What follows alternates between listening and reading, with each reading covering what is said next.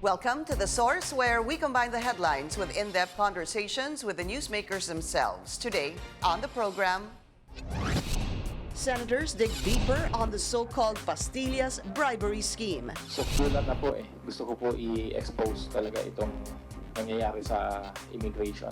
A former Justice Secretary being tagged as protector of erring immigration personnel. Siya po yung protektor ng sindikato.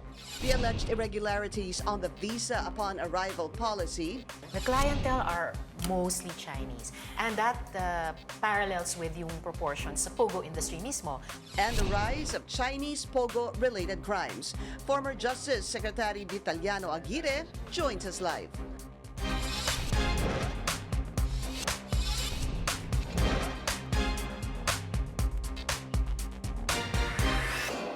Thank you for joining us. I'm Pinky Webb. Senators are set to investigate offshore gaming operations in the country. The hearing comes as some senators call for the closure of POGOs. In a privileged speech, Senator Richard Gordon spoke about the millions of dollars Chinese nationals bring in and its dangerous consequences. Our Joyce Ilas has more.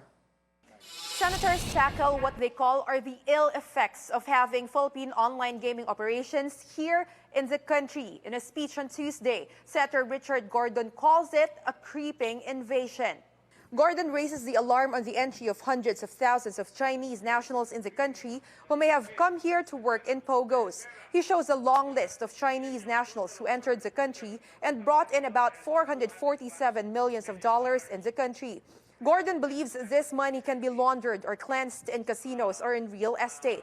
He fears they might also be used to harm Filipinos and even the government. Because of this, his Senate Blue Ribbon Committee will conduct an investigation to look into the entry of Chinese nationals and the POGO operations in the country. Talagang they have overwhelmed us. It's a creeping invasion where they have taken up specific areas where the Chinese are. I'm not being xenophobic. I'm just trying to express some concern on why there is no seeming regulation, no seeming effort to try and locate these people. If they have firearms, delikado yan. If they're bringing in money, hinanap ba natin yung pera kung saan dinala?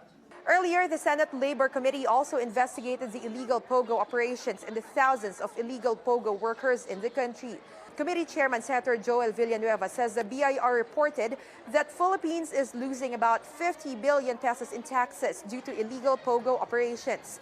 The Senate Committee on Women also investigated the rise in prostitution and human trafficking cases due to the surge of POGO operations in the country, as well as the corruption in the Bureau of Immigration to allow the entry of Chinese nationals. Considering all these, Senate Minority Leader Franklin Drilon suggests that after this Blue Ribbon hearing, the Senate should come up with a resolution expressing the sense of the Senate that POGO should be stopped. Drilon notes that even in China, POGO or overseas gambling is considered illegal. Chinese government has taken a very strong position on their citizens being engaged in overseas gambling. And they have taken a very strong campaign in Cambodia, resulting in the closure of POGO, of overseas gaming operations. What I'm driving out, Mr. President, is this, what is happening to our country today, apparently is rooted in the very presence of overseas gaming operations run by the Chinese. It's maybe about time, Mr. President, that we should examine this policy. We are a policy-making body. Should we continue with this policy of allowing overseas gaming operations in the country with all the illicit activities that comes with it? Gordon says the Senate Blue Ribbon Committee will investigate POGO operations and the issues surrounding it this coming Thursday. Joyce Ila, CNN Philippines. President Rodrigo Duterte says he's working on a list of immigration officials that he will fire amid corruption allegations. He also reiterates his order to fight corruption. Here's the president in his own words. I'm not the kind yung mahilig sa yung pera. That is why all the transactions, all papers that has to do with money does not reach my table. either at home or in the office. The president there speaking at the oath-taking of newly appointed government officials in Malacanang. Amid the crackdown on immigration officials, presidential spokesperson Salvador Panelo says Immigration Commissioner Jaime Morente is keeping his post. Panelo says Morente was present during a recent cabinet meeting. There, the immigration chief talked about the problems hounding his agency. We will be taking a short break. This is The Source on CNN Philippines. Please stay tuned. You're watching The Source on CNN Philippines. A bribery scheme involving Chinese nationals and airport authorities took the spotlight again. At the Senate on Monday, our AC Nichols tells us more. The whole truth and nothing but the truth. Immigration officers accused of leading the alleged Pastillas scheme, all present at a Senate panel inquiry. They come face to face with Alex Chong, also an immigration officer turned whistleblower. And according to them, Chong is lying. They claim the video Chong took supposedly to expose the scheme was taken with malice. Noong poong panahon ko, wala pong Pastillas scheme na nangyayari. Hindi ko po alam ang Pastillas scheme na binabanggit ni Mr. Alison Chong. Under the so-called Pastillas scheme, Chinese nationals allegedly pay a fee in exchange for easy entry to the country. Immigration officers supposedly use a chat group to pass around the names of the Chinese who have paid. Chong took pictures as evidence. He identified the chat leaders, including a certain Ralph Garcia and Gabe Estacio. How sure are you na itong mga individual na ito ay suppliers talaga ng mga pangalan ng mga Chino? While their names appear in the messages, both deny any involvement. Your Honor, hindi po ako yan, Your Honor. Mr. Ernest, Gabe or Gabe Estacio, kinoconfirm niyo po ba na admin kayo ng Viber groups na ito? No, Your Honor. Senators say the PNP anti-cybercrime group is now looking into the chat group. Madidetain kayo dito sa Senado pag hindi kayo magsabi na totoo. The whistleblower claims the scheme has been going on for years. Senators ask, how did they get away with it? Columnist Ramon Tulfo says former Justice Secretary Vitaliano Aguirre is responsible. Tulfo first revealed irregularities within the Immigration Bureau last year. Siya po yung protektor ng sindikato base po doon sa report sa akin ni Mr. Chong. In a statement, Aguirre says Tulfo's allegations are a complete fabrication. He adds he has filed libel cases against Tulfo over these allegations. For Hontiveros, who was leading the inquiry, she's just beginning to scratch the surface. Aguirre and other people implicated in the alleged scheme will be summoned to appear in the next hearing. AC Nichols, CNN Philippines. And let's go straight to the source of the story. We have former Justice Secretary Vitaliano Aguirre. Attorney Aguirre, good to see you again. Welcome to the show, sir. Thank you, Pingy. Good morning and good morning to your listeners. Ay, yun na po ang unahin ko. Ano ho ang inyong reaksyon doon sa sinasabi na kayo po ang protector ng sindikato ng Pastillas scheme? Well, before I go to the meat, may I give you a background on why this is happening? These are all fabrications ni Muntulfo together with his friends in Quezon, yung mga kalabang ko sa politika sa Quezon. Ganito po ang pangyari yan. Si Montulfo was my friend. As a matter of fact, was my client. Dinipensa ko yan nang siya'y bugbugin, black and blue, ng mag-asawa ni Claudine at saka ni Raymart Santiago. So, dinipensa ko yan, walang bayad, dahil dun sa kanyang kaibigang mayor ng Mulanay, na si Tito Ujeda. And then later, when I was already in the DOJ, tumawag sa akin yung Muntulfo na yan. Ang sabi sa akin, Vit po ako dito sa Manila, pero pagdating sa probinsya, sa Quezon, Boy ang tawag sa akin. So, ang sabi sa akin, Vit, meron akong napakahalagang pakiusap sa'yo. Alam mo, pinailan ako ng almost 80 cases ng Iglesia ni Cristo throughout the Philippines. Mm-hmm. So, ibig sabihin niyan, 80 city and provincial fiscals or prosecutors ang nakapending yung mga kasong yan. Baka pwede mong i-consolidate. Okay. Dito na lang sa Manila, para isa na lang ang kaso ko. Kasi hirap na akong magpalibot-libot sa buong Pilipinas kasi dapat present ka. para sumpaan mo yung mga sagot mo. Yung affidavit. Yung mga affidavit. So, malaki ng gastos ko. Ganon din yung aking lawyers. Nahihirapan na rin. So, kung pwede, i-consolidate mo. Sige, Mon. Alam mo ka ako, kaibigan kita, tulungan kita to expedite your request. Kasi nag-file na sila ng motion for consolidation. So, sabi ko lang ngayon, iba na ngayon eh. Kasi nagkaroon ng amendment ang DOJ, nagkaroon ng dalawang hierarchy or dalawang tiers sa DOJ. Yung una, which is headed by the Prosecutor General, yun ang in charge dito sa mga kaso mo.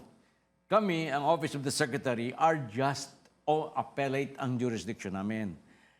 Aakto lang kami sa mga kaso sa buong Pilipinas, sa DOJ, kung yan ay on appeal na, nakapag-decide na ang Prosecutor General.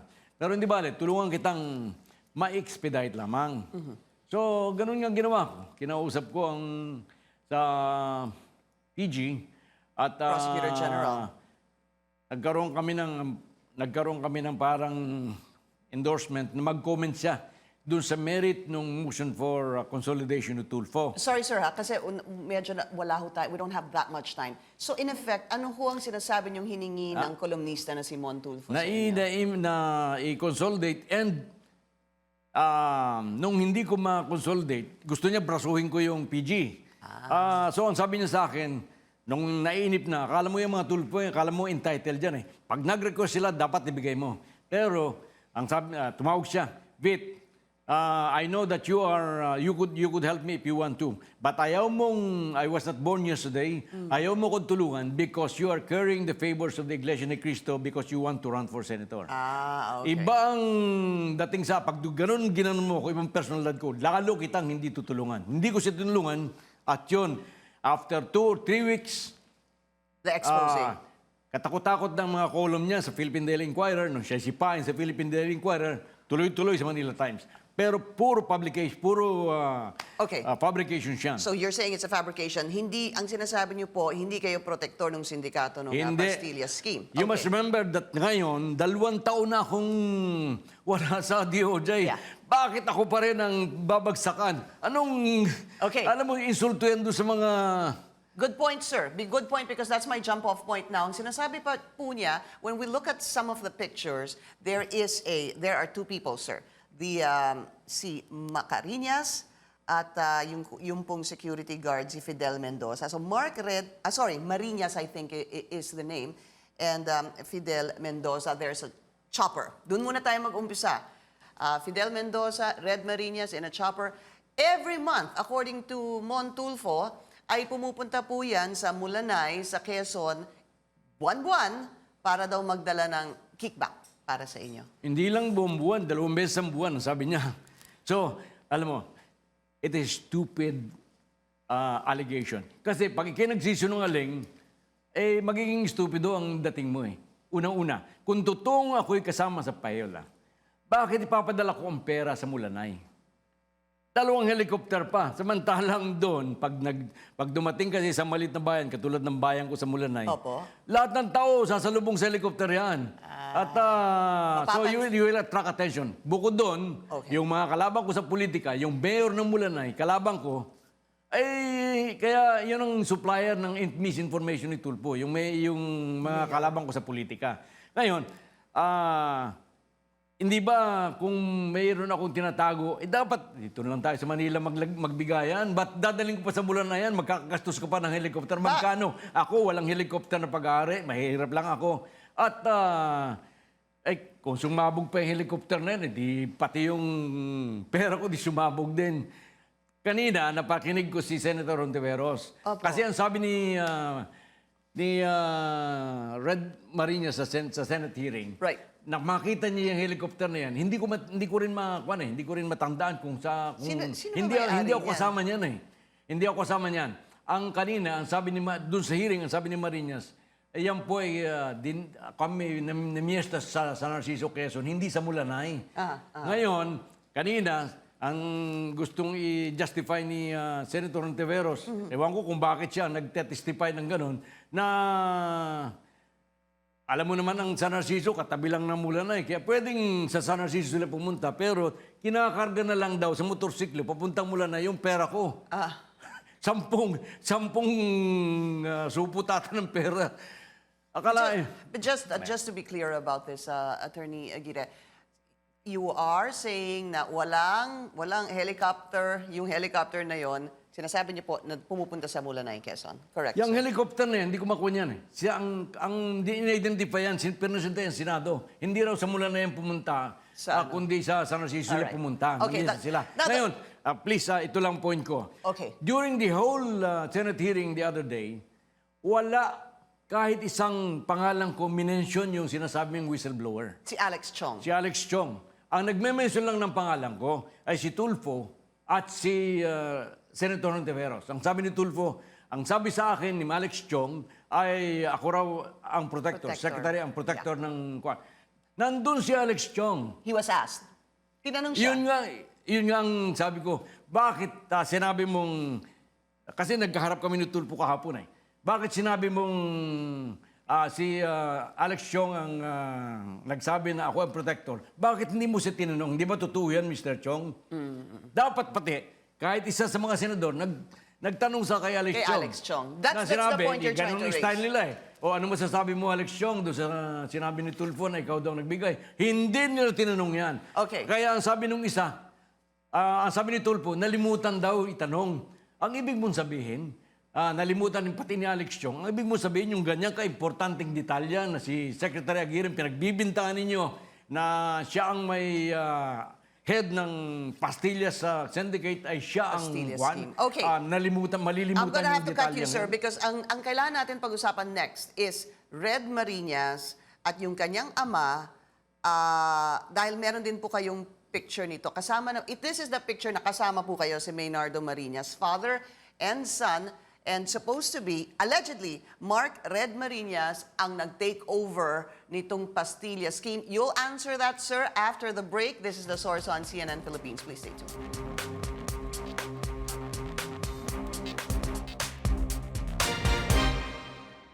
You're watching The Source on CNN Philippines. Our guest today, former Justice Secretary Vitaliano Aguirre. Sir, so yung sinabi ko po kanina, si Mark Red Marinas at yan pong kanyang tatay, doon sa picture na yon, ikaw ho ba, first of all, kilala niyo ho ba sila? Kasi Kilala ko yan. As matter of fact, Are you close to them, sir? Ako ang nag-appoint niyan sa mga yan eh. So it's true? So, it's true. The picture is true. And it's true that you appointed Mark Red Marinas, sir? That's right. That's my obligation as a DOJ Secretary. I have to appoint somebody. Did you also appoint Maynardo Marinas' father and son, sir? I think so. Why you think? How come you're not sure, sir? No, I'm sure. Okay, good. Ang kasi, kinako ni Tulfo, na pagkatapos doon ni Marinas, in-appoint ko pa rin yung kanyang security guard. Si Fidel. Si Fidel. Ramos. Ramos na Mendoza, sorry. Fidel Mendoza. Sabi, pambihira ito. Paano mangyayari yan? 2018 pa lang ay wala na ako. Nang umalis si Marinas as POD chief, ay 2019 na. So, it must have been somebody who succeeded me, who appointed Fidel Mendoza. So, it's not you, si Fidel. Hindi ako. Okay. Yung si Fidel Mendoza ho kasi ay tinatanong din ni Senator Risa, tila malaki yung kanyang net worth and in fact, he was just earning 14,000. But I'll go to that later. So you appointed those two.